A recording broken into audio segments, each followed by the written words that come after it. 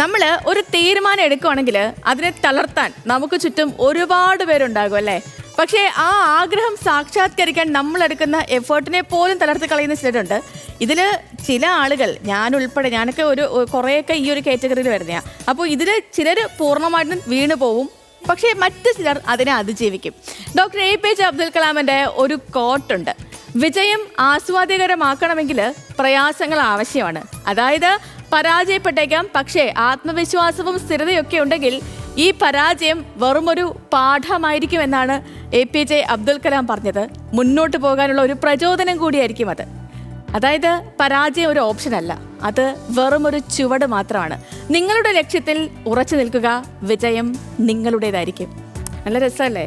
അപ്പോൾ നമ്മളെ ആരൊക്കെ തളർത്താൻ നമ്മുടെ ചുറ്റുമുണ്ടെങ്കിലും നമ്മൾ തളരരുത്. നമ്മൾ വീണ്ടും ഒരു ഫീനിക്സ് പക്ഷിയെ പോലെ ഉയർത്തെഴുന്നേറ്റ് പറക്കണം. ഇങ്ങനെയാണ് ഡോക്ടർ APJ അബ്ദുൽ കലാം പറഞ്ഞത്. അപ്പോൾ നമുക്ക് എന്ത് ചെയ്യാം? ഈ നല്ലൊരു മനോഹരമായ ഒരു എനർജറ്റിക് ആയ കോട്ടോട് കൂടി ഈ ദിവസം, ഈ തിങ്കളാഴ്ച ആരംഭിക്കാം.